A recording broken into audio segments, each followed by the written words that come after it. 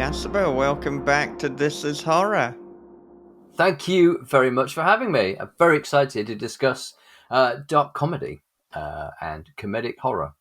Yeah, we actually spoke to you a decade ago now about horror comedy with David James Keaton, and That's right. I thought, we can kind of refresh this topic after 10 years. I feel it's okay to repeat a little bit in terms of what we're talking about, but perhaps as a Well, they kind do of say, opener. Oh, yeah. I was just going to say there's the famous quote that history always repeats itself, first as tragedy and then as farce. So I guess this is the farcical.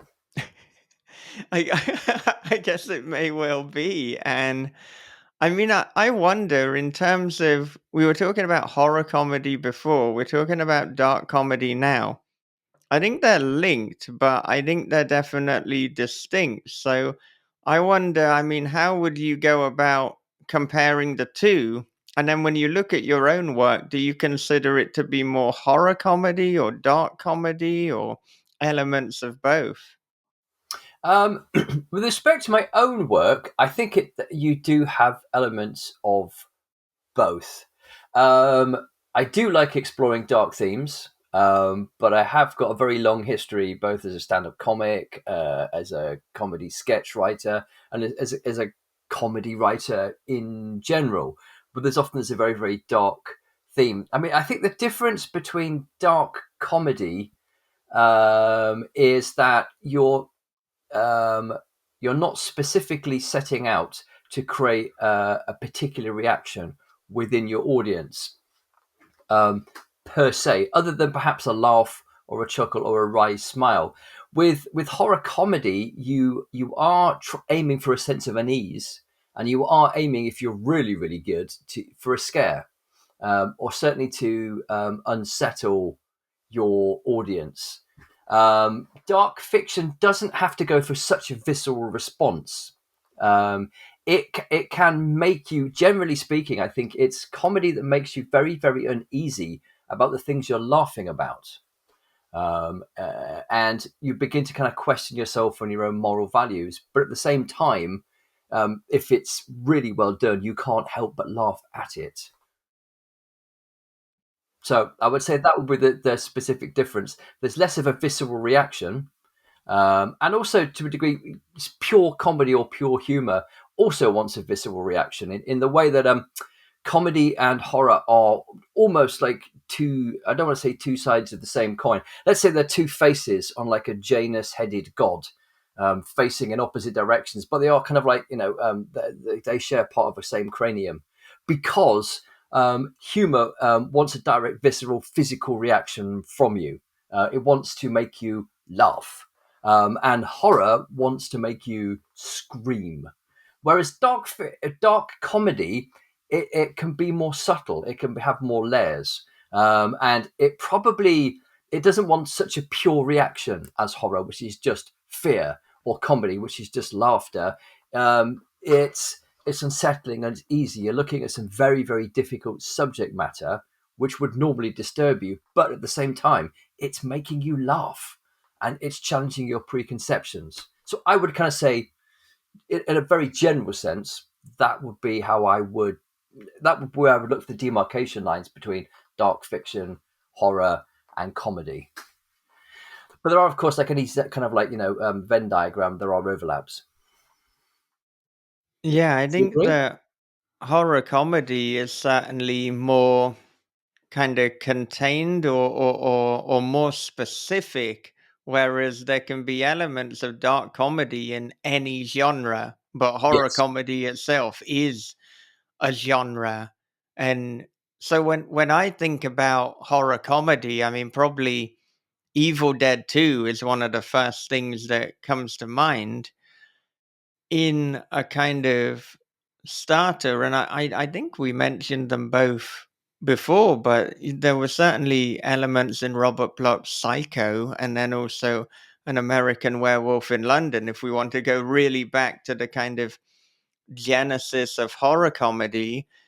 But then when you talk about dark comedy, it can really be comedy that's just laughing at almost these things that we shouldn't talk about, laughing at Mm. the things that we shouldn't laugh at. And so there's dark comedy almost in everything, depending upon the lens in which you view the world through. And then Yes. there's also probably quite a large overlap between absurdism and dark comedy. You know, if I think of Kurt Vonnegut, which which category do we even put Vonnegut in? I was reading Breakfast for Champions, and a lot of what's funny there is just how bizarre the kind of concept is, and it's also poking fun at like society, at America, at the way in which we just go about living. So I think, Well, that's yeah, also where dark comedy and satire also overlap, and where you go from the satirical to the sardonic, um, which is when you start getting really, really biting, really quite nasty, but also really quite dark. yeah, and so Yeah. yes, No, I was waiting for you to carry on. well, So, yeah, we keep almost interrupting one another. we There's do. just that slight internet overlap, but I mean, in preparation for this, I decided to have a little look at what are some books and some films that are considered dark comedy that I had yet to explore. So I kind of came up with a short list, and I started reading a book called Mother for Dinner by Shalom Auslander. Wow. And I mean, this one really hooked me from the start because I mean, the idea is that, and I realize as I'm about to say this, and I didn't plan it deliberately, but both episodes that we've done for this Daddy's Boy kind of week, I've opened by talking about a story to do with cannibalism. This is not my thing, but maybe it is. Maybe I'm kind of tapping into something. But the idea is that the family that this book follows, they are cannibal.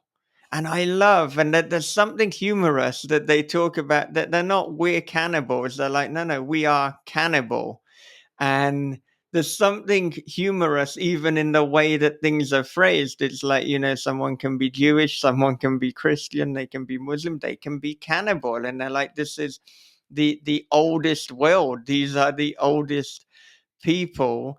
And part of being cannibal is that at the end of someone's life, you eat them. This is very similar to the Sayaka Murata thing that I Yeah. was telling you about, but it's a completely different book in terms of what it's going for, because there is a lot of satire in terms of identity and tribalism and religion and how people categorize one another into these groups. But I think why it's effective, and when I was trying to think, what do I think makes effective dark comedy, you take a topic or a subject that is either silly or shocking or both, and then you play it completely seriously.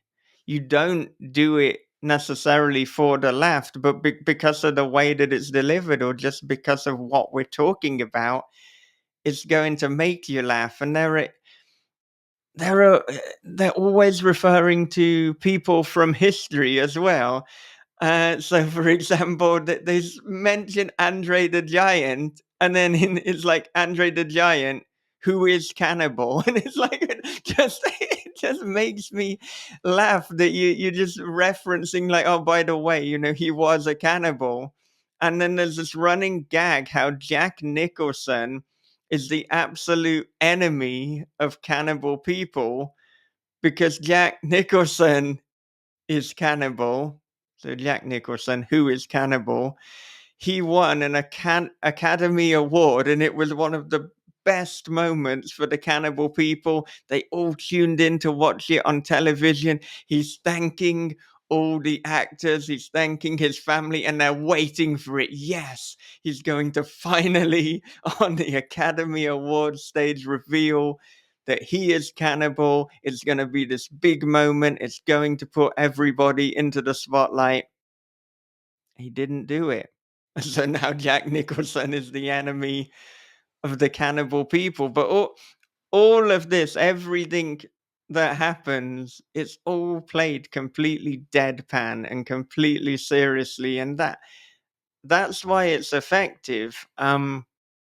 There's no like if we look at Daddy's Boy, I've got a lot of jokes within the text and between the characters, but there's none of that. It's all very deadpan, but it's just this bizarre concept, and funny concepts played straight, I think, can be a very effective recipe for dark comedy.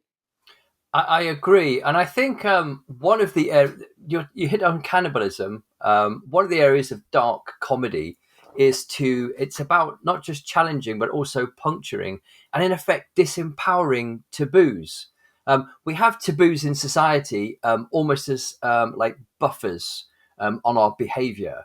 They're lines which we shouldn't cross, and sometimes that's very, very healthy for our society because we're not going to engage in activity which can be severely damaging to individuals, like forms of sexual assault or paedophilia or such, for instance. There's a reason there's a taboo about that, and particularly over behaviour. But also, we build up anxiety and we build up all sorts of negative feelings around these taboos. And occasionally, society changes and things that we've held as being really taboo, such as sex outside of marriage, are no longer a taboo. And we so therefore these shibboleths that we put up, these taboos that we build, these lines we can't cross, sometimes needs to be challenged. They need to be punctured and sometimes completely erased. And we do this through humor. We challenge the taboo by mocking it gently or by showing its absurdity, which was a word you put up. And often, sometimes you can show its absurdity by simply just moving at a couple of meters in one direction or another to show how absurd it is to have this line in the first place. And then you can do that really, really deadpan. And the humor is implicit. It's inferred by the audience. They can pick up and they go, and that's what I think what you're talking about with the cannibal. But moving on from that as well, also, you when we last spoke about Daddy's Boy, you spoke about the fact you wrote it when you were a very dark place in your life. So I'd kind of like to talk about the healing nature of dark fiction, because I think it's a way for us to puncture and disempower our own personal taboos, and to do so can be personally very, very healing, both for the writer and for the reader. Oh my God, he really went there. He really said that. Oh, thank God. That weight, that burden of like, you can't say that, you can't think that, you can't be that, has suddenly been lifted off me. And I feel like so much better. And that also kind of like, that links us to things like whistling past the graveyard and making jokes because we're challenging our own fear of mortality. And even the phrase, I don't know if you knew this, but we use the phrase gallows humour often to mean like dark comedy. But did you know that in medieval times, when they had like public gallows in squares, that there was a certain breed of troubadour who were like a clown who would leap up onto the scaffold once the person had been hung or beheaded, which was another thing, and they would like do a series of slapstick like buffoonery with the corpse. So they'd kind of bend it over and pretend to kind of like shag it, or they'd pull out, and because if it was a male, often he'd have a huge erection because that's one of the things, and so they'd start slapping the erection about and hitting each over the head with it, knocking each other over if it was particularly big. And if it was particularly tiny, they'd all like try and hang their hats on it, and the hats would fall off. And the audience, from having witnessed this intensely horrible spectacle of seeing a human being have their life taken away from them by the state arbitrarily, was suddenly transformed into a comedy that people, they were challenging death. they were denigrating all the taboos surrounding death and corpses, and in doing so, it was actually quite a healing thing for this crowd. As bleak and bizarre as it sounds, and all the weird things I've just described to you might sound, this was freeing and healing for the people who watched it. Well, they certainly didn't do that after the Saddam Hussein execution. No, although I bet you they would have like doubled their viewing figures if they had. But I mean, what you're saying, yeah, I did not know about that, but it kind of fits as well. Like it's not unbelievable, and goodness, I mean, I guess like throughout history, like politicians and the state try to find ways to distract and to obfuscate evil and wrongdoings, and that was their way of doing it then. And I suppose because there weren't videos and there weren't kind of records in the way that there are today, you could do that. Whereas now it's like, well, hang on a minute, let's replay the video. Yeah, I'm not sure that Boris Johnson should have been like slapping that erect penis during the post execution. So yeah, Let's face then there it, would have that's been what he another had to done inquiry. yeah, well, his time in Cambridge, I'm sure he slapped more than a few erect penises as part of his hazing ritual. Yeah, Joined that was just with farm particularly hip animals. society, yeah. But Who was the first person, like it's like, you know, it's like, what do they have, like a fucking meeting or something? These hangings are a little bleak. Maybe do a little something to liven them up. It's like, what are you uh, thinking? Have a parade? No. How about we have like a comedy troupe come up there? What do you mean? I mean, it's like, I can see that this is almost like a fucking Monty Python skit. You know, yeah, it's like Guilty. just like this meeting. It's like they would discuss what they're going to do after the public executions. You know, Wow. yeah. And speaking of dark, dark Mm. humor, Monty Python. Just probably most of what they did was very dark. Certainly Life of Brian. Yeah, I'm particularly thinking like when Michael was talking about how they deadpan like everything. The meaning of life, the tiger scene with Eric Idle missing the whole leg, and they just play it completely like it's just another day at the office. Woke up this morning, one sock too many. It's like noticed my leg was sort of gone. And it's just like, oh yeah, well that's fine.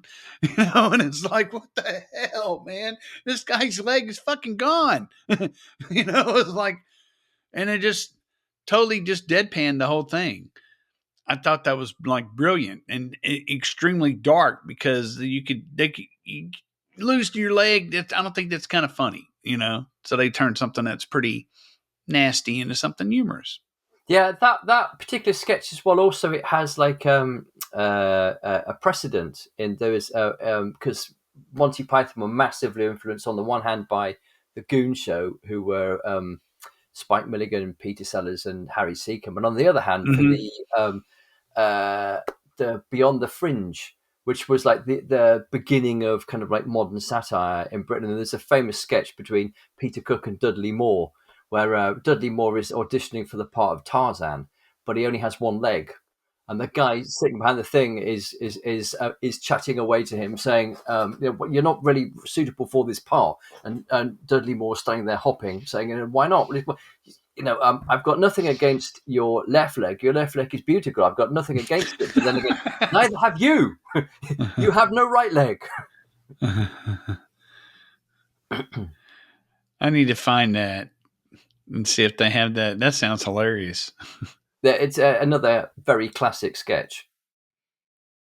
well, I mean, in terms of your Mhm. own work, Jasper, did you start writing comedy? Did you start writing horror, or did you simultaneously start writing both at the same time? I'm kind of wondering which came first. And Yeah, that's mm, interesting. If you obviously, I'm guessing because all three of us are writers, and I'm guessing you're a bit like me in that you've written for as long as you were literate. So I've been writing since about 5 years old, and yeah, I think I've always written comedy because I've always been very into different comedy things. And certainly the early part of my career, I was like writing sketches for BBC Radio 4 and BBC Radio 2 for like because they in Britain there's more of a tradition of like what would be called old time radio. Over in the States, there's a lot more radio drama and there's a lot more comedy shows. A lot of comedians break in to the BBC through the radio first and then get a TV program if their thing is successful. And there were lots of openings, particularly in the 90s, to get on as a sketch writer. But prior to that, I'd been like a playwright, and I'd also been a stand-up, which was my way into doing sketch comedy. So that was probably the early part of my professional career, was probably writing more comedy than horror. And in terms of writing horror professionally, came to that probably a little later when I decided I wanted to concentrate more on prose. But then also I was writing a lot of comics, and again, there's always been a blend in horror comics between I think horror and comedy, and comedy is almost like the kind of the seasoning for a lot of horror, in the respects that a tiny bit of humor sharpens the more horrific imagery, in the same way that a little bit of salt and pepper brings out the flavor of the meat or the vegetables, depending on your dietary preferences. And also, a laugh is also often very carefully placed. And laughter, like scares, are based on a different form of timing. In the way that you think about how you time a jump scare, and the way you build up to it, the tension that you build and then you release tension is very, very similar to the same way that you time a joke. You build tension and expectation in the audience and then you release it, and either the audience screams or they laugh.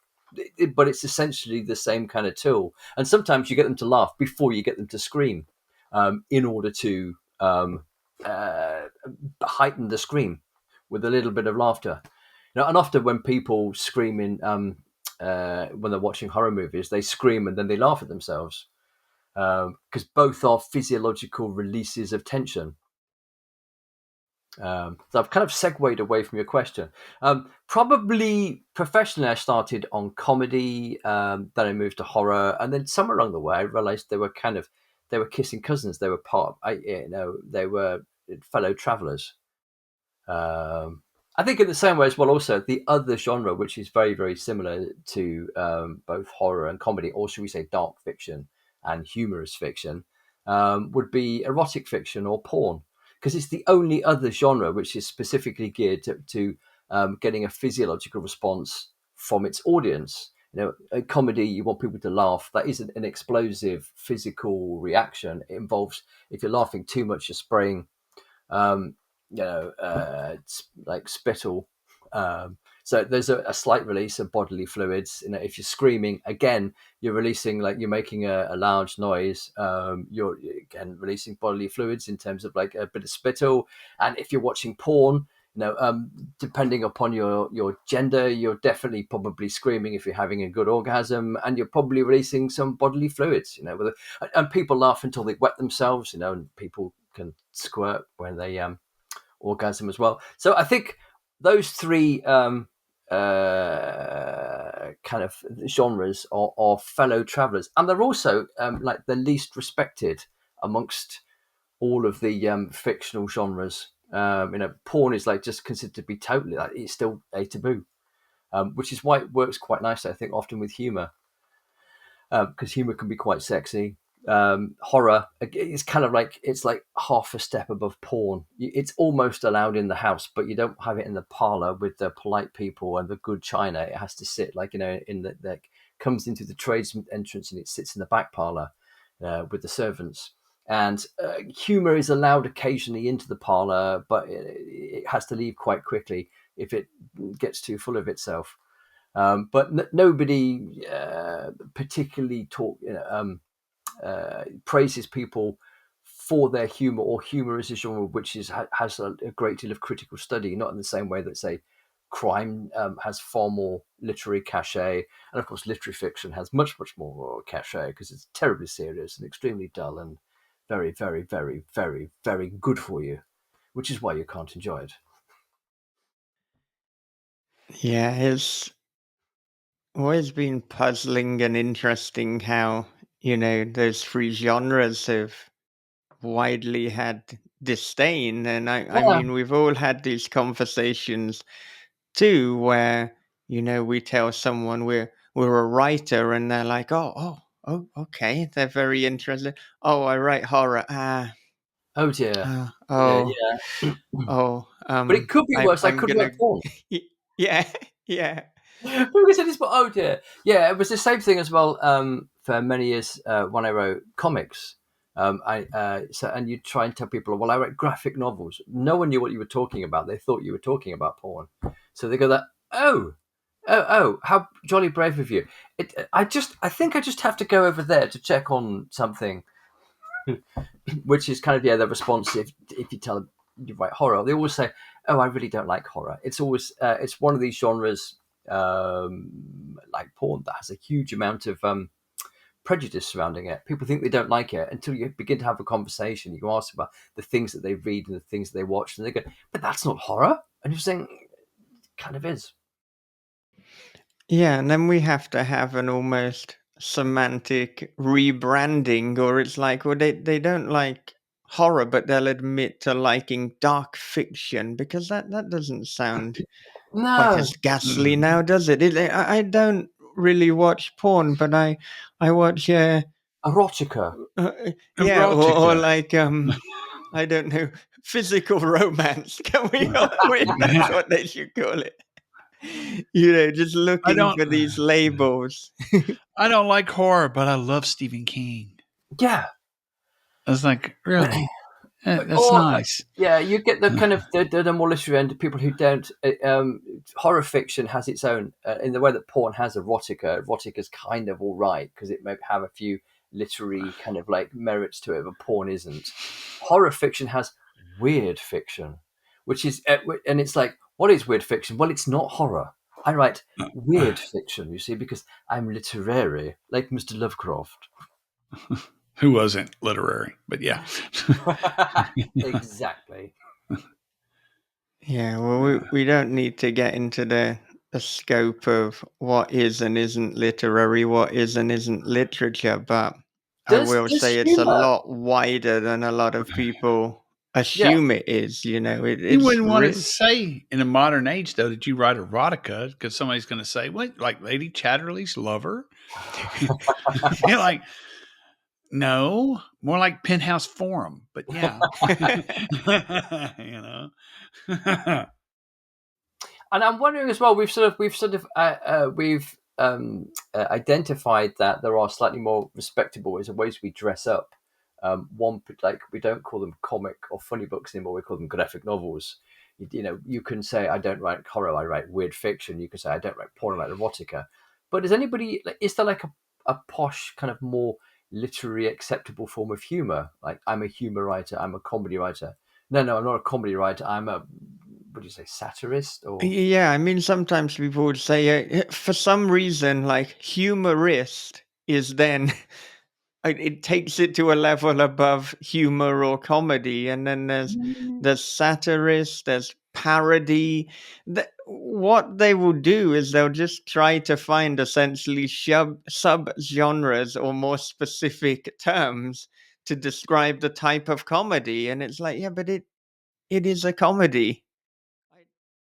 Yeah, but even, I mean, with comedy itself, you don't really see a comedy section in the bookstore. no? It's kind of lumped in with other things, and then if there is a comedy section, it will actually be non-fiction. It's like, well, here's like, Bill Bryson. the Yeah, exactly. So Yeah, or yeah, some comedian is drowned out another book right. in their spare time. But I've found, because I'm gravitating almost accidentally more into the comedy genre, it does then create the issue where it's harder to sell and it's harder to market because there isn't a defined section. It's way Hmm. easier to sell horror, which we've already said is disparaged, but at least there's a kind of clear expectation. And so An then, audience.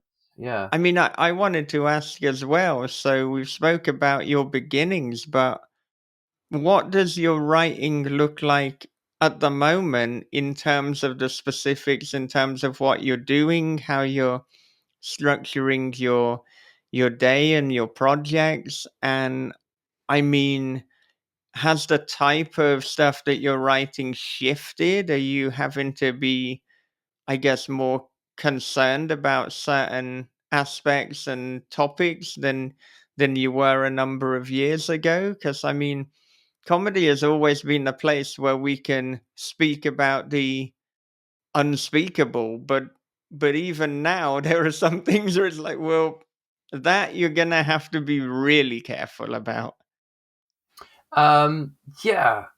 Um, I I've been in situations like that before. I remember when Lady Diana died, Princess Diana died. Sorry, and up to that point, she'd been kind of similar in the press and in the public view to how Meghan Markle is seen now. She had her many admirers still, but she was somewhat disparaged by mainstream culture. And then she died, and there was this weird thing happened, particularly if I was living in London, so it was a large urban setting. And I remember the day after she died, I got off the tube and I was walking through the streets, and complete strangers were crying on each other's shoulders over this person who a few days ago they were probably tutting about. How dare she running around with an Arab? Dodi fired off. Terrible, beyond the pale. To think a woman like that would do that, and then suddenly she dies and becomes this martyr figure, and all this compassion is released. But at that time, a lot of my stand-up act was free forming, and I had to cancel a whole bunch of gigs because I was aware that at some point my whole act was about pushing the audience up to its acceptable limit and finding what the limit is, and then maybe sometimes pushing them a tiny bit over and seeing how far I could push it. I knew I was going to say something, and I knew that they were going to lynch me. That I would literally be physically threatened. That had occasionally happened to me in acts, and sometimes that was quite exciting. But I had to just cancel it and explain to the promoters, I'm going to say something. This is not a time that I want to be doing it. And I was part of a sketch show with a bunch of people who went on to be part of Horrible Histories. And we used to end every night on a song, and we'd slightly change the lyrics every time. The song was called The End, and it sort of started like the final sheet of bog roll, or the toke that hits the roach, like the kamikaze pilot as he makes his last approach. And we had one line, like a frog kissed by a princess in a dodgy fairy tale. And the whole audience booed that line. We didn't think it had anything at all to do with Princess Diana, but they were like, whoa! So that was a line of like, woof. So it's nothing new to suddenly find the entire social political sphere changes, and some things become so taboo to talk about. We do find ourselves in the middle of a culture war, and I think the problem with that is we're lacking a sense of irony. One of the kind of great things about 90s culture was it allowed a lot of behavior that previously in the 80s had been decided to be a very antisocial, unacceptable behavior. There were certain areas of misogyny and things which were very much became taboo, and anything sexual was just instantly, completely, that was totally unpolitically correct for some reason. And then the 90s came about, and suddenly everybody could indulge in all these like really cheap naff things, and all these areas when you weren't actually particularly acceptable because we're all doing it ironically. Yeah. I'm into these terrible old porn movies, but I'm only liking them ironically. And this gave a wonderful license to all kinds of bad behavior because we just accept that we knew it was wrong, but we're liking it ironically.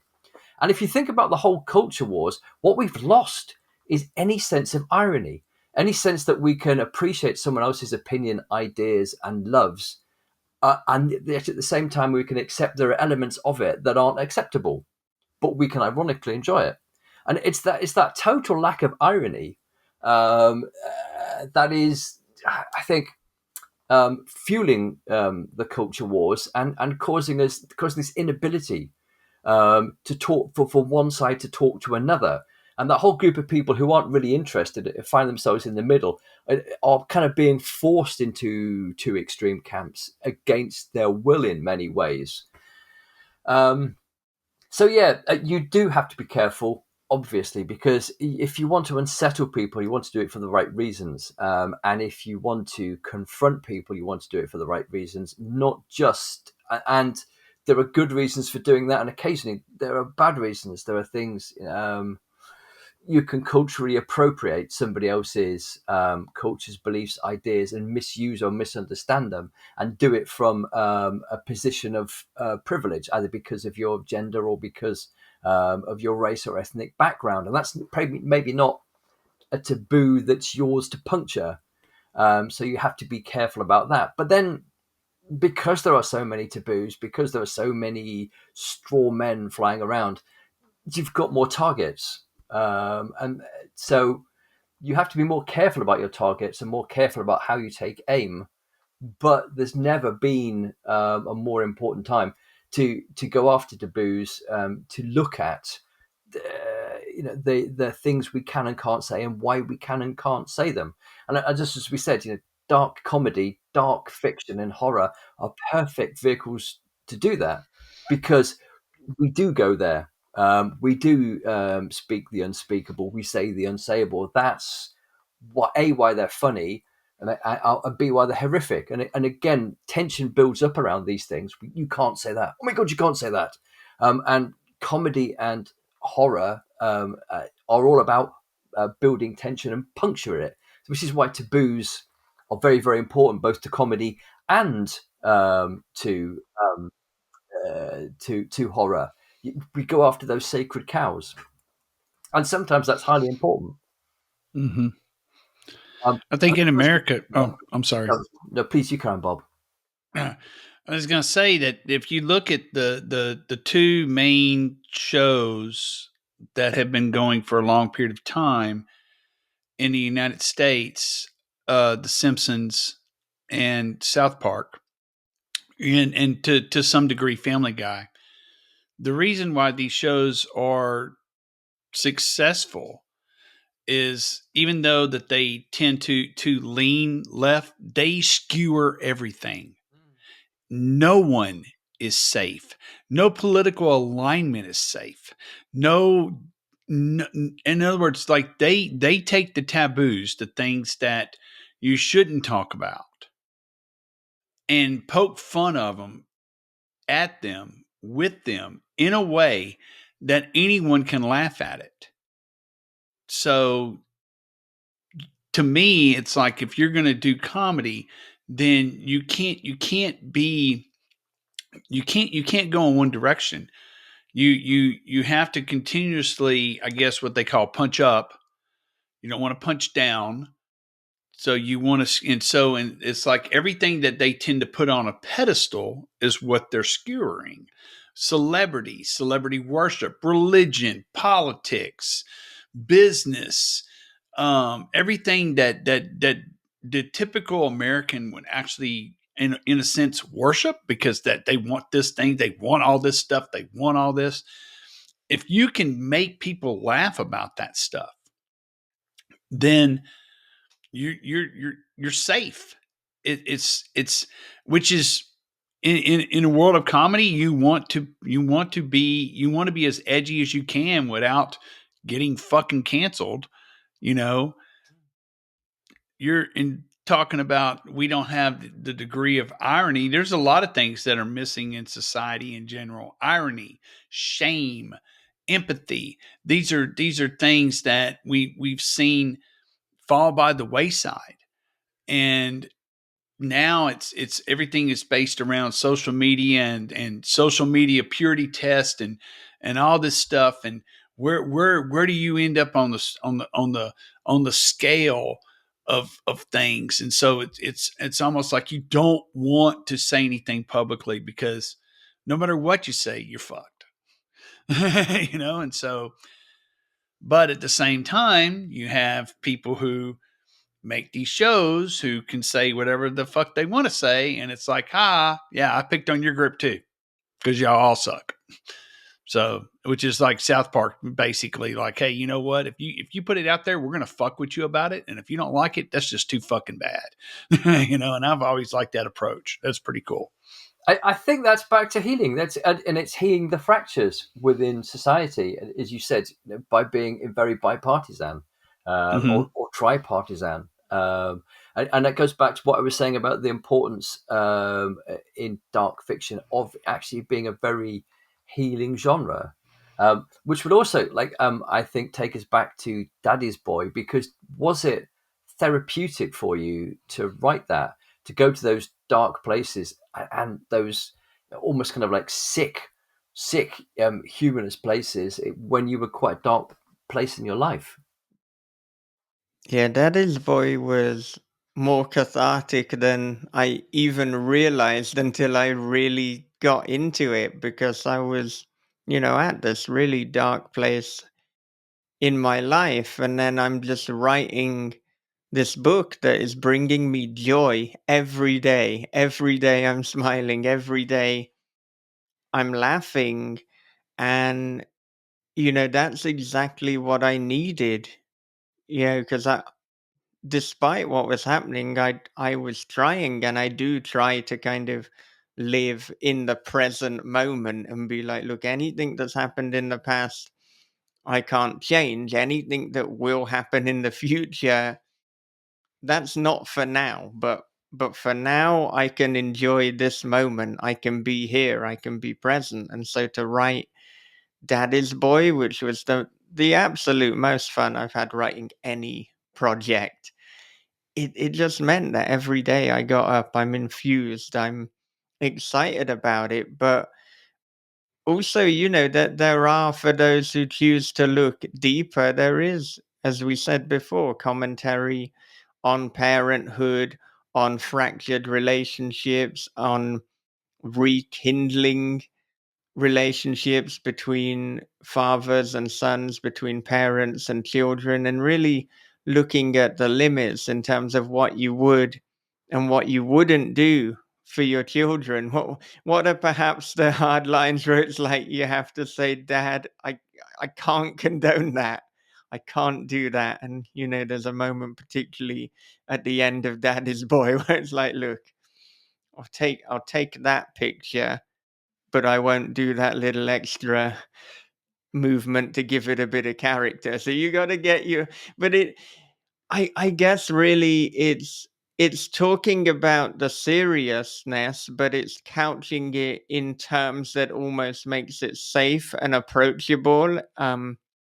Rather than just presenting it in a really sad way, in a way that is devoid of light. And that brings us back to horror as well, because I mean, if you think about a lot of the slasher films, they started because people wanted to talk about and to present what they couldn't, which was like this epidemic of serial killers in America. But if they put a mask on and they had almost some kind of carnival, we can now explore and we can comment on that. So I mean, I think a lot of great fiction is talking about the things we shouldn't talk about and couching them in terms that make people feel safe. And that's certainly what Chuck Palahniuk has done throughout his career. He is a master at that. So yes, Daddy's Boy was cathartic, but I think it's important as well. It as a way of expressing things that I just couldn't in any other way.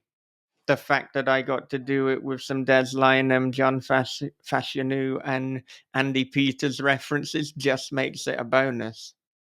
I think so, and I think one of the you mentioned earlier on in the conversation the word absurd, And the absurd is really important both to horror and to comedy. I mean, the idea, as you say, of taking something really, really threatening like the human capacity to kill and to take great pleasure out of pain and torture and degradation is something that's almost impossible to face until you put, as you say, like something really, really absurd, like a badly sprayed William Shatner mask or a hockey mask on someone's face. Or you have him like Freddy Krueger make a series of really bizarre wisecracks, and then the absurdism makes us able to deal with that specific horror. And to look at Daddy's Boy, for instance, you was talking about like dark subjects. You missed two. I thought from the book. One was which is the suicidal ideation of Wentworth, which is actually that's almost like a step too far.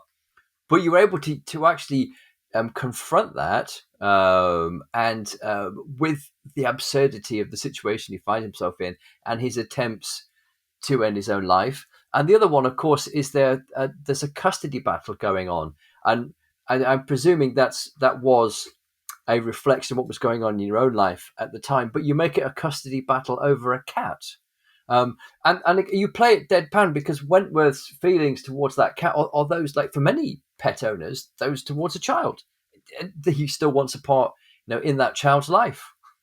But and again, you look at the ridiculous cost on both a personal and a financial way that people in custody battles go through. But we're able to kind of look at that and then safely disempower it because it's absurd, because he's fighting for a cat, and it's seen as a weakness by the people around him. Yeah, and I should certainly say that what I said, that wasn't meant to be the exclusive No, no, no. commentary on every theme within Daddy's Boy, but yeah, you're absolutely right, and I did feel if we could do it this custody battle for a cat, then it became a safer place to talk about the things that I really wanted to talk about, and just adding that extra seasoning as well by having the neighbor Alex walking her cat on a lead just to add something extra there. But it meant that I could say all the things I wanted to say without saying them absolutely directly, and that I could have a little bit of a laugh over something that I really, isn't funny at all. And I think I said this before too, like I'm not good at just, in my real day life, talking about a serious and a sad situation without cracking a joke or making an absurd analogy, because I don't like people to feel bad. So then if I'm telling them something very serious about, let's say, a custody battle or about being separated from my daughter for a number of years, then I have to make a joke, because I know there's nothing that they can say that is going to make things better. So instead of putting that burden on them, let's diffuse the situation with a dick joke. Yeah. It works in most situations. You Mm-hmm. got to use your own discretion. There might be some situations when that wouldn't work. I can think of some certain groups where it wouldn't work. I'm not going to say them. You can decide that for yourself. But by Girls and night. large, don't say anything on air. Don't get us cancelled, Jasper. By and large, a dick joke will diffuse most situations. And yeah, with the suicidal ideation, I mean, that I think most people who have been in, situations like I was in, and hopefully, and it's not a lot of people, but they will have considered suicide. And there were sometimes some moments where I absurdly thought, thank goodness this is me in this situation and not somebody else, because I don't know if they would still live. Like, whatever happened, there was always a little light that I could focus on. And it was almost like this test of years of stoicism and philosophy and me preaching all these things. And it's like, okay, well, it's easy to say. Let's see if you can live it, motherfucker. And you know, here I am. So I did. I got through that. And it's, some people say, oh, well, what doesn't kill you makes you stronger. And they try and put some Tony Robbins spin on it, how all kind of adversity and pain is actually good for you. I don't know if I'd agree with that. I don't think I fucking needed to go through what I went through. So, like, it has made me stronger. It has made me appreciate all sorts of facets of life and people in life. I think it's also made me forgive people more too. And I think it's made me a better, more compassionate person. But in spite of that, I'd still rather I hadn't fucking gone through all of that. I don't think I needed to. Yeah. So That what's fascinating is just picking up on three words that have come up in the conversation before: the word strength and the idea that suffering makes you strong. We tend to think that's more like tempering steel, and we tend to think it's like physical strength, like that's not going to kill me, therefore I'm stronger. But I think perhaps the strengths that we find under extreme adversity are, to use Bob's word, empathy, and to your words, compassion. Those are the real strengths that we find, and the abilities to connect with other people, particularly as when you were in the absolute depths of depression, the one thing you can't do is empathize or connect with other people. That the kind of the isolation that mental and emotional state puts you in is one of the worst tortures. But once you've gotten through it, what it teaches you about your own compassion and empathy are priceless in many cases. yeah, and when Bob read Daddy's Boy and he was giving me some early feedback, and if I get this wrong, then Bob can jump in and correct me. But he was saying to begin with, he was like, "What? Why the fuck is Wentworth putting up with all this shit? Why is he just going along? That there seemed to be on the surface, perhaps something a little bit weak about Wentworth, or like he's just accepting a lot of shit that he shouldn't, from Norman. Why hasn't he just punched him in the face? But, you know, it was taking an awful lot of strength for Wentworth to just fucking be Yeah, alive. When you're fighting your own internal battle to survive, to be there, there's only so much energy you have for other things. And he does, verbally lash out at Norman. And there's even, as the story gets deep, some physical altercations between the two of them. But when somebody doesn't fight back on the surface, maybe you think it looks weak, but maybe they're just fucking tired of this shit. Maybe they're choosing the battles that they want to fight. And some prick in a Naked Attraction t-shirt pales in comparison to a custody battle for a cat that you fucking loved. That cat, you fucking Mm-hmm. loved Rory. there are literary precedents as well to Wentworth. I don't want to sound too pretentious in saying that, but there is the kind of the literary ingenue who finds themselves at the mercy of a very, very cruel fate.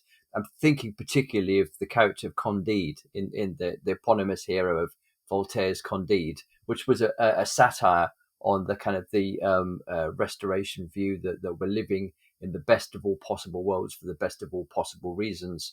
And he wanted to completely subvert that view. So Candide suffers silently and with the best, with the most amount of optimism for the worst possible situations. And he's quite a passive character. We might even go back to the Bible as well and look at Job. I mean, why did Job go? Like, you effing mother humper. Why didn't he wave his fists at the heavens and curse God? He doesn't. That's actually what he gets rewarded for in the end, stoically accepting all of that, and he becomes, like a moral lesson through that suffering. So I'm not obviously putting Daddy's Boy on the kind of big boys high literary or religious shelf, but there is literary precedent for characters like Wentworth accepting all of that crap, and not necessarily, to use another biblical term, kicking against the pricks quite so much. I mean, I'm very happy for, Waterstones sometimes have a, if you like this book, then you will like this one. I am perfectly happy for next to the Bible. If If you you like like the this Bible, book, you may enjoy Daddy's Boy by Michael David Wilson. can you imagine all the evangelists carrying it out the bookshop alongside the life of Billy Graham, Daddy's You, Boy? you might then get like, sometimes people inadvertently have this like movement or this takeaway that they never intended. I mean, if we even think back to the life of Brian, he's not the son of God. He's a very naughty boy, but he got all of these followers, and then you got Fight Club, particularly with the idea of people being snowflakes. This was a commentary on toxic masculinity, but then there were a certain group of people that got the complete wrong message and the opposite that Chuck had been trying to convey. So now I'm just kind of imagining, all these evangelists, they pick up Daddy's Boy, and then suddenly there's a revival of Naked Attraction, and it becomes like a generation of young men's mission and life dream is to It's go on Naked Attraction.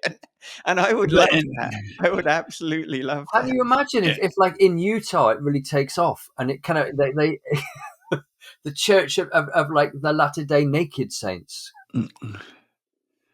it's the same group that got Fight Club wrong would get Daddy's Boy wrong. It's like, and which says a lot about this that group. Mm-hmm. It's like, oh, you.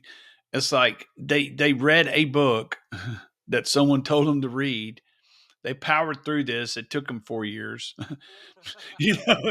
because they don't typically read. It's just the group, and it's like they've been empowered by a work of fiction that they take everything out of context. You snowflake, and it's like, why did you even read the book?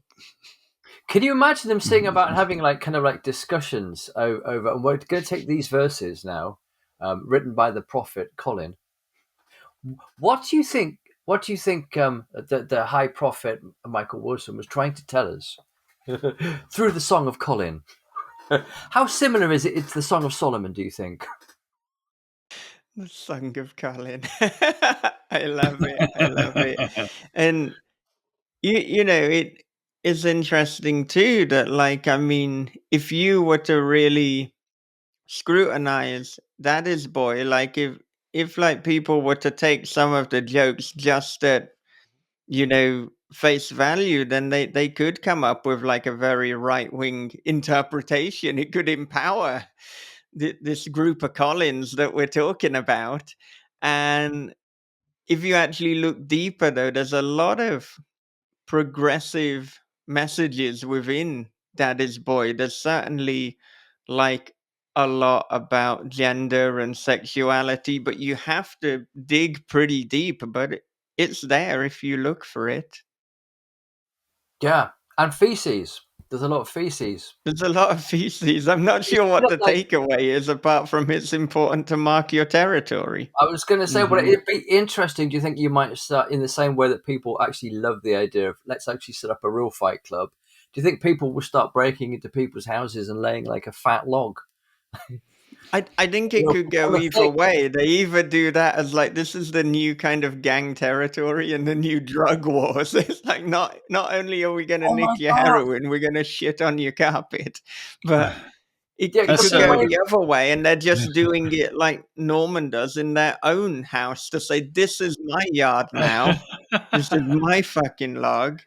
So when you come in as a guest, you're gonna smell it and you're gonna like it, and that's just how it is. It's a reverse alpha dog, but yeah.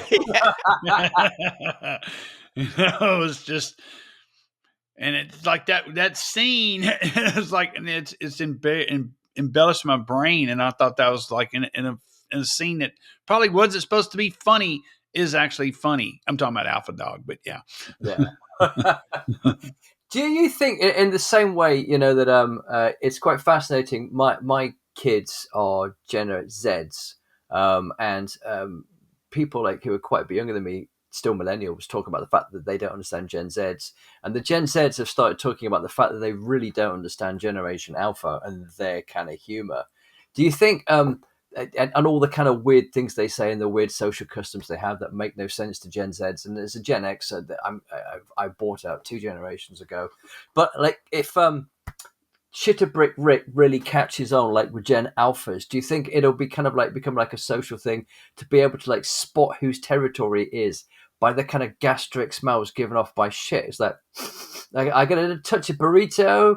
Yeah, this is definitely this is definitely a Latinx territory, guys. I think we should leave it well alone. This is not.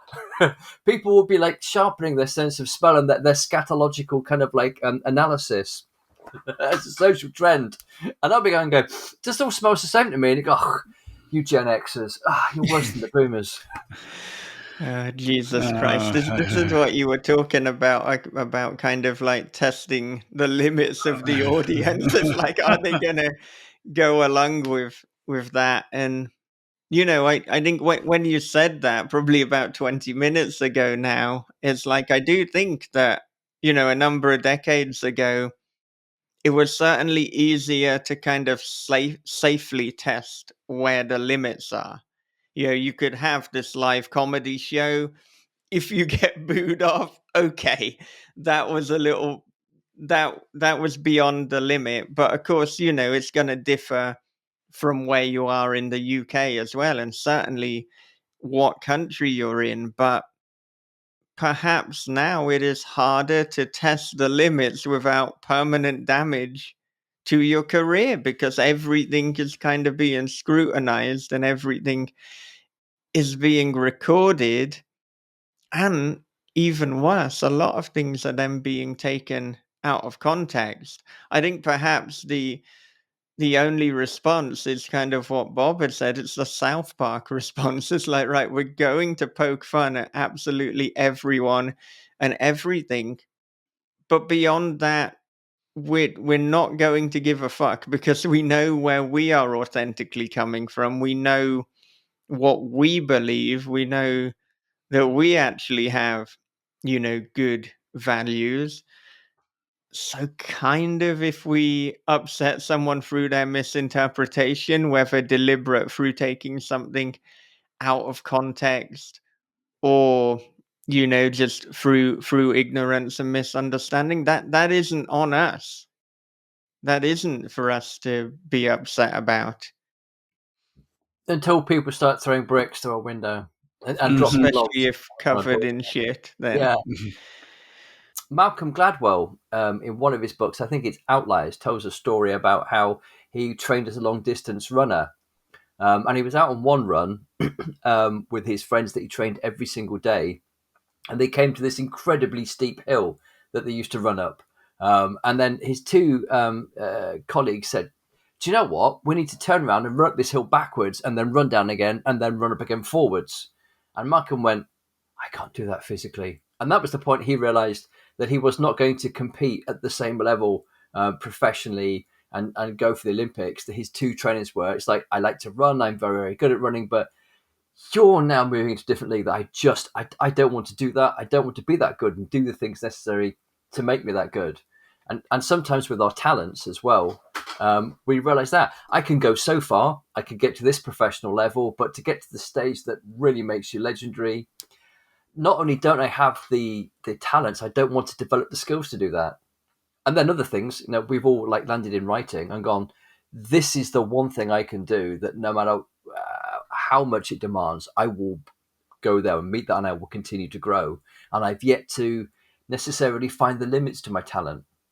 But I was always aware as a performer that I was aware of the limits, and I would try and circumvent them or accommodate them on my thing. Whereas I like to think as an author, I know this is we've gone way, beyond just like talking about dark comedy here. But as an author, I think I've still yet to find my limitations. All of them, that is. I'm aware there are some, and I still accommodate those, like I did as a performer. But there are other areas where I'm still pushing, and I've yet to see the kind of the end of the frontier. I don't know if you find the same thing, both of you. I think It's if continuously I got growing. Yeah, if I got to a point where I felt there was no room for growth or that I'd kind of peaked, then I'd stopped writing. Because what's the point if I've just stagnated, if I've said Yeah, everything that needs to be said? So if I think I can keep getting better, I'll keep doing it. If I think, you know what, this was the limit, this was peak MDW, then okay, in a way, great. I'll stop doing it because now I can get better at something else. Now I can find something else to obsess over. But I doubt that that will happen because I have far more story ideas and curiosities and things that I want to explore than I currently have time. And I think that's a good problem yeah, to have. And, at the moment, I'm very much writing in this mode that kind of combines dark fiction and dark humor and turns it up in one direction or the other depending on each project. But even if I felt like I was done with that, I could pivot to a different genre. There's a lot within writing that could be explored. I mean, occasionally I try to write a piece that has no humor, or I try to write a humorous piece with no horror, and I can't do it. Or maybe it's not that I can't do it, but I don't enjoy doing it. And so, part of this is about the enjoyment and the fulfillment. So if I'm not getting joy from the pursuit itself, then I'd rather be doing something else with my time. I think that's also part of finding your unique voice, what your Yeah. voice sounds like on the page, and that you can't necessarily, kind of go through a purification process and distill it so that the humor rises and separates entirely, from the comedy like oil and water or cream and milk. It doesn't happen. It's always going to be part of the mix. That's part of the unique MDW voice. Yeah. Hmm. Or other fluids mentioned in Daddy's Boy that we don't need to explicitly state.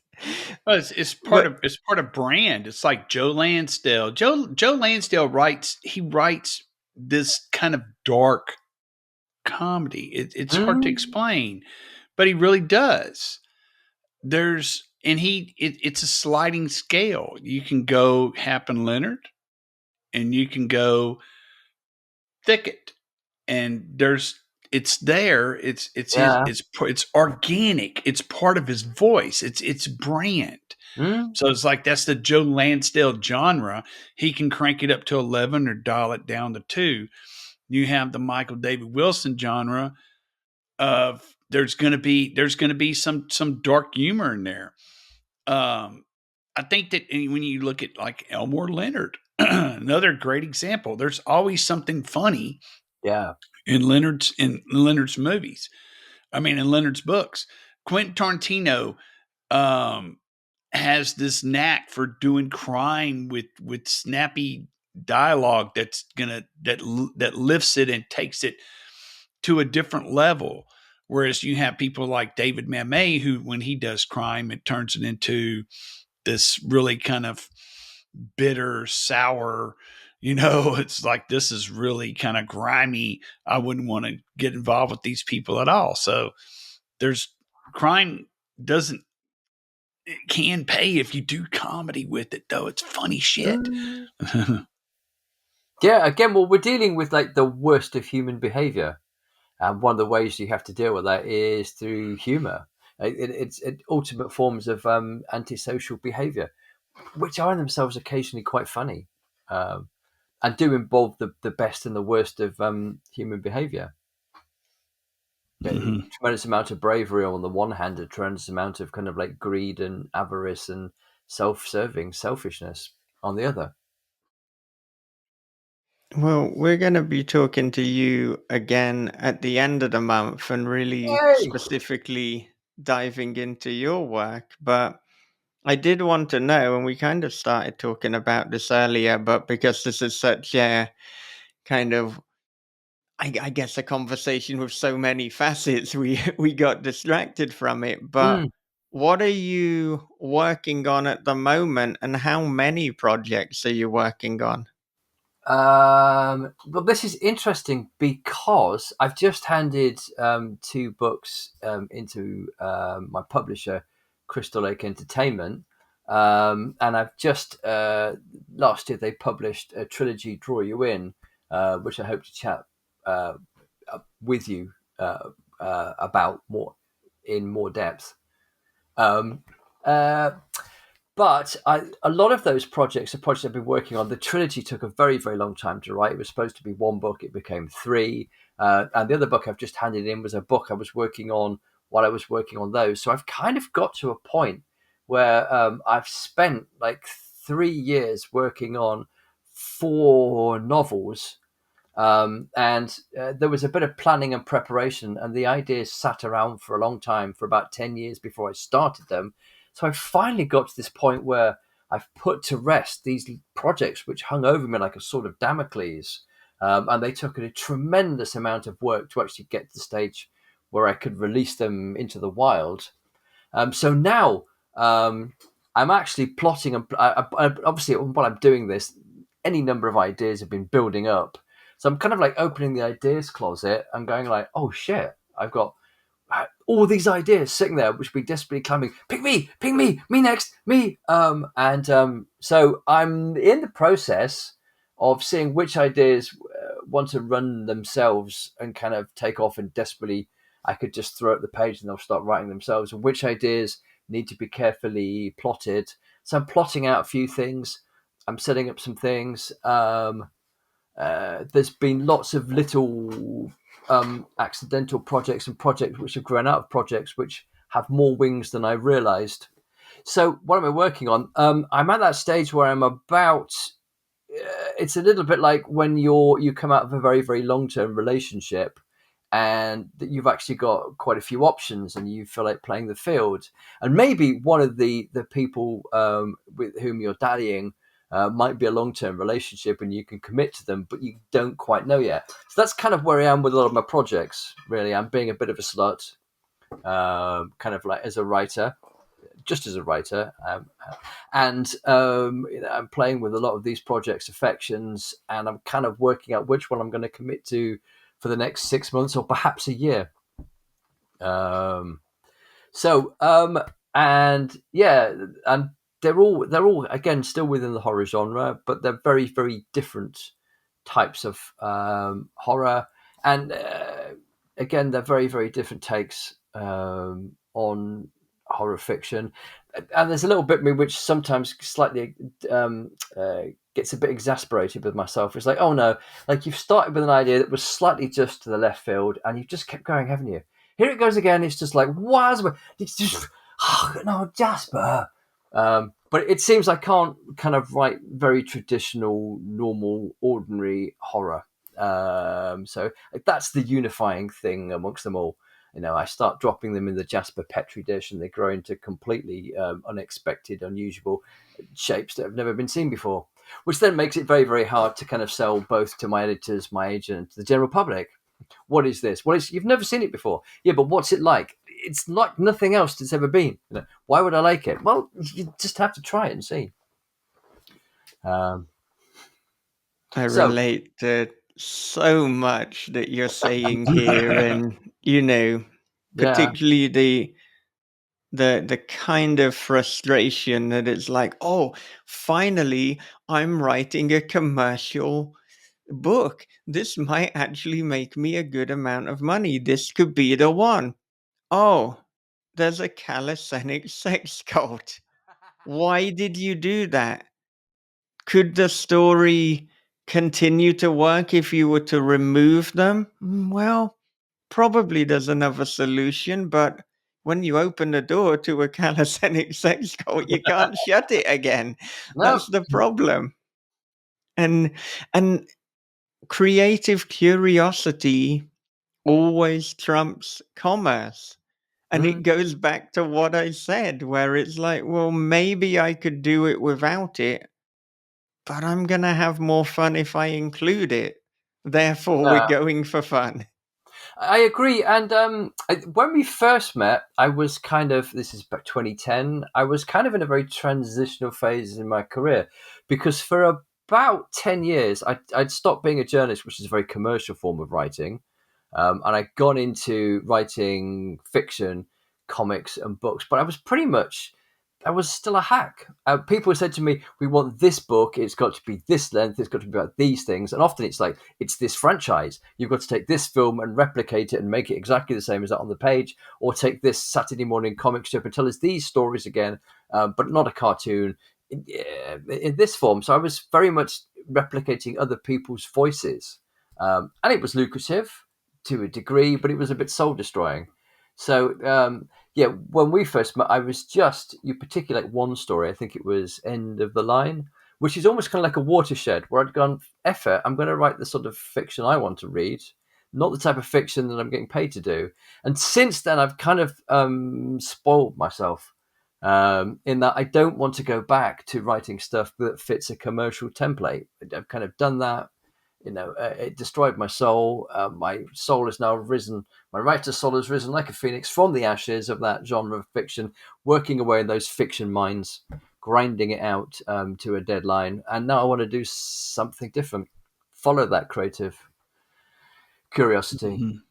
Yeah, the End of the Line was such a standout story in that anthology, literally titled End of Thank the you. Line. So you had the titular story that was edited by Jonathan Oliver, not the comedian popular in the US, but of course the head of Author and editor. Solaris Books and Abaddon Books at the time.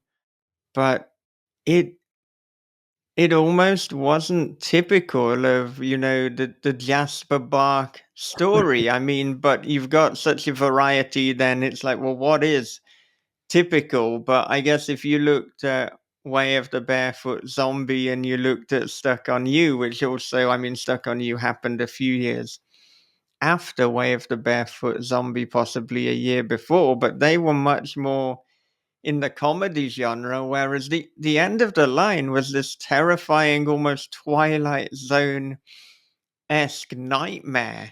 It was like nothing that I'd read, and there's still nothing where I'd be like, oh well, that's the partner to that story. So it's a spectacular achievement, really, Thank and you. yeah, goodness, that is literally. I shouldn't say it, but I've started saying it now. That is the one story from that anthology that has stuck with me. Oh, good. And hopefully, it's kind of nice as well. Uh, Obviously, when you appear in anthologies, there's often a reviewer up on Goodreads who picks out a story that I've written that is like that, and says that very same thing. It's not every reviewer, but I always say, "Oh, that's my man there." When I see that review, because they go, "This is the one that's totally memorable. It's not like anything else I've ever read before. Like, what the fuck is it doing in this anthology?" Those are the comments that I particularly appreciate. So, thank you for saying that. The other Yeah. the other comment that comes up a lot that I also really appreciate is people say, I opened this book and I read the first chapter and I thought, oh, I know exactly where this is going. And by the time I was halfway through the book, I had no clue, and I couldn't have been more wrong. Um, Yeah. Yeah. which is Yeah. that I think Daddy's Boy is probably very similar in that respect as well. I don't think you could guess where that was going to be going for the first few chapters, or even halfway through the book. Yeah, I do No. seem to be getting that recently, particularly, since just really doubling down and doing what the hell I want to do. It seems to be a kind of common feature, a common comment that people will say they didn't know how it was going to end. They didn't know where it was going to go, but almost to the point now where that is becoming an expectation that if you read a Michael David Wilson story, you don't know how the hell it's going to end. And I'm okay with that expectation because I mean, I I don't want to do something that's predictable or formulaic, and often I'll ask myself, well, how might one expect this would end? Not necessarily do the opposite, because the things I do can be so off the wall or unexpected. That's not really the opposite of what was expected. That this just didn't enter one's mind, and Yeah, but I'm good with that, because, like, I might not be technically the best writer. I might not be the most poetical, but goddamn, I can work hard and I can surprise you. Mm. Well, that's the key thing. And it's interesting because often when I reach those crux points in stories, I do ask myself, what is the very last thing you expect to happen here? And if you take that as a starting point and go, okay, let me think, the plot does go and in some very exciting, unexpected directions. Mm-hmm.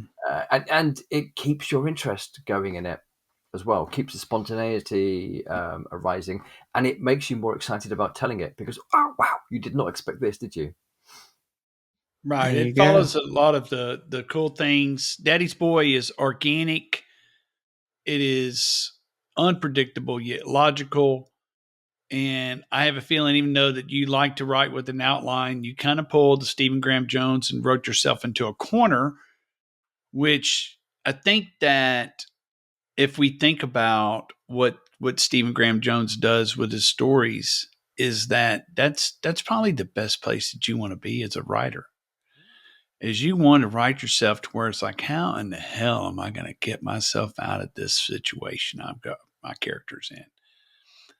And it has to be organic, it has to be logical, and it has to be unpredictable. So, Yep. and you did it. Yeah. Yeah. I would agree. And that's a very good acid test for, I think, the health of the story. Mm-hmm. Well, I mean, to kind of conclude, do you have any dark comedy recommendations, either books or films, that we haven't mentioned during the course of this conversation? I might bring up, in terms of films, I might bring up an Alan Tudyk movie. I think that's how you pronounce his name, or Tudyk. Maybe Tudyk actually is probably better. We're called Tucker and Dale versus Evil, which subverts every single one of the redneck cliched tropes that exist in horror fiction. And it manages to be hysterically funny, incredibly dark, and also very, very gory. It's a brilliant satire. Most things that you'd want from a comedy film and a horror film, it does incredibly well. In terms of fiction, there is a writer who actually wrote the script for Easy Rider, called Terry Southern, and he's massively underrated these days. But he wrote one of my favorite satirical dark comedy books called The Magic Christian. And it's one of these. It was made into a film with Peter Sellers, and the film's a fabulous, like late '60s weird oddity, like Oh Lucky Man. But it's not a patch on the original source material, the novel, which is just hysterically funny, and kind of laugh out loud, but also times of punching the air. And it's so funny that you actually forget how clever and how brilliant the satire is. And it's just as fresh now as when it was written at the beginning of the 60s. So The Magic Christian by Terry Southern. Massively recommend that. Yeah, fiction wise, I'd recommend any of the books by like Barry Gifford, who wrote Wild at Heart. Mm. That's definitely there's some dark humor in there. You can always still go to the classics. When I say classics, I'm talking about like Ira Levine's Rosemary's Baby, which is actually got some quite funny stuff in there. Also, The Stepford Wives is also very humorous. Film wise, golly, there's a ton of dark comedy films out there, some of which that I've started to watch and never finished after the first 15 minutes, which that would be the most recent one would be The Coffee Table. I watched about 15 minutes of it and said, nope, I'm out. And it is basically a dark comedy, a comedy of errors. And so that's all I'm gonna say. But one I will bring up that I do love is called The Way of the Gun. And this is a Benicio del Toro, Ryan Felipe crime film from the early 2000s. Got James Caan in there. The opening scene with Benicio del Toro and Ryan Felipe and Sarah Silverman is to die for. It is probably one of the funniest fucking things I've ever seen. And it is a absolutely violent scene. Jeffrey Lewis from Salem's Lot is in it. He plays basically like a suicidal hitman. It's like whenever when they call him to call him in the job, he is literally putting bullets into a gun. And so it's like, and the phone's ringing and he's just staring at it. And finally he's like, hello, because the phone keeps ringing. And I guess they just give him one more reason to keep on going. But yeah, it is very, very dark, funny movie. Juliette Lewis is in it too. So yeah, I mean, it's there's some dark stuff in there, but it's also some stuff that like you shouldn't be laughing at some of the things that they do. But yeah, I liked it. Yeah, I think over the course of this conversation, the previous one, and then we had a conversation with Danger Slater, we've mentioned so many dark comedy books and films that I'm trying to think, is there something in what must be like a culmination of what 5 or 6 hours that we haven't mentioned yet? I mean, Has anyone mentioned A Confederacy of Dunces? Which is an I absolute effing classic. I don't know It's if we the author's name has temporarily escaped me, and he only wrote one book, and unfortunately, he committed suicide, and the book almost got published during his lifetime. And then it was only thanks to his mother, who read it in manuscript form and said, "This is a work of genius." And she went and tracked down a university press and handed it over to them and said, "You've got to read this book. It's amazing." And they were like, "Yeah, we get told that every single day." And she said, "No, really is." And they read it and went, "Oh my God, this is a classic." And it was published posthumously and has gone on to be an absolute classic. It's a work of dark comic genius. So, Confederacy of Dunces, I would also recommend. And see, now you mentioning the Confederacy of Dunces has somehow unlocked like loads of recommendations, because it's like, well, then if we're going that level, then we need to mention Mark Twain as well. I mean, it's that kind of God, yes. classic era. And Innocent Abroad. yeah, yeah. And then like I'm also thinking, I mean, a little bit more subtle on the comedy, and like I guess more kind of comedy of situation, but there's a little bit of Martin Amis and definitely Kingsley Amis as well, if we want to kind of talk about humor. If we're going way more modern, then I don't think we've actually mentioned Max Booth third, who alongside Oh. Danger Slater, I would say is one of the best, working writers in this kind of dark fiction with humor. Today, particularly Max's Carnivorous Lunar Activities, I think is a standout. Possibly their best book, I would say, in terms of the humor side, because the interesting thing with Max is Jasper and I are talking about how it can be very difficult for us to separate horror and comedy. But with Max, I feel like they have almost two modes. They'll have things like Indiana Death Song, which is mostly pretty bleak, although there's some very some very funny Jim Carrey references. So there is comedy even within the kind of darkest stories, and also the same with We Need to Do Something. But then you'll have almost like this larger than life horror comedy with things like maggots screaming. So yeah, Max Booth is certainly someone. If somehow there's a person listening to This Is Horror who hasn't read Max Booth, you need to do that.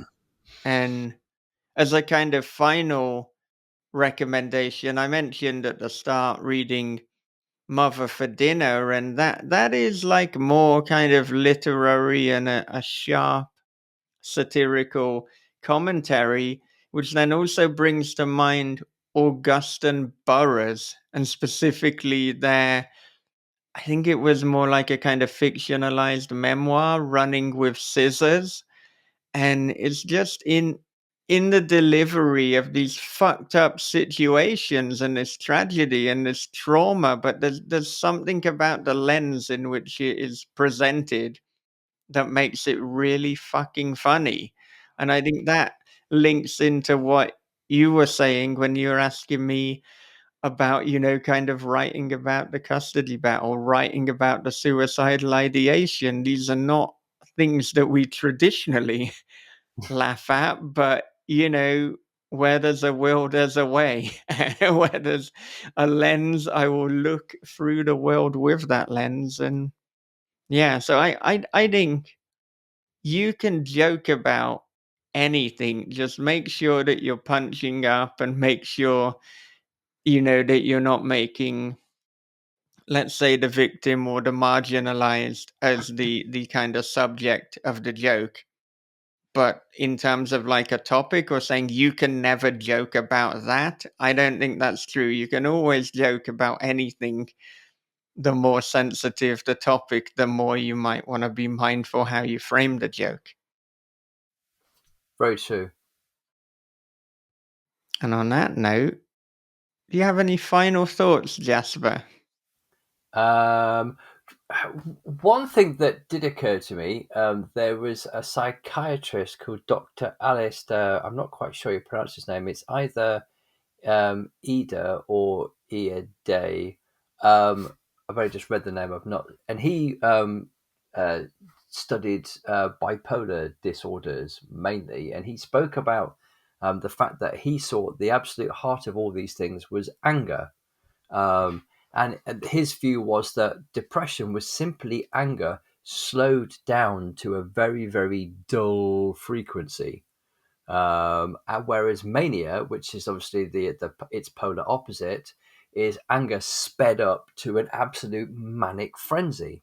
And what fuels all this is the misplaced emotional energy that lies behind anger, which I thought was a very interesting model for looking at that form of mental ill health. And the reason I mention it is because in some ways I see that as analogous to like dark fiction and humor, particularly horror and humor, because I sort of think like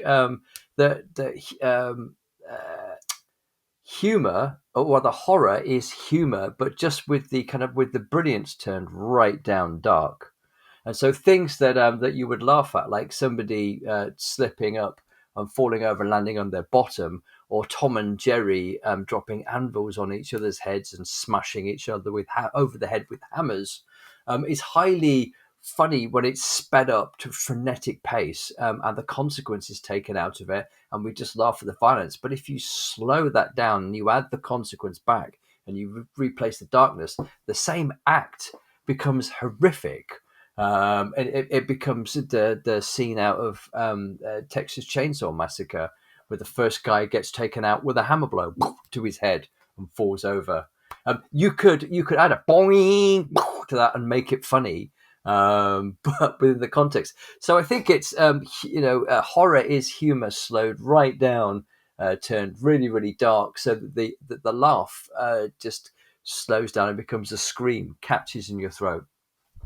Will be perhaps my only last thing that we haven't covered. They're And that is the different notes perfect. on the same spectrum. Yeah. Yeah, I think that's the perfect note to go out on. So thank you very much for joining us, Jasper. Thank you so much for inviting me. I had an absolute blast.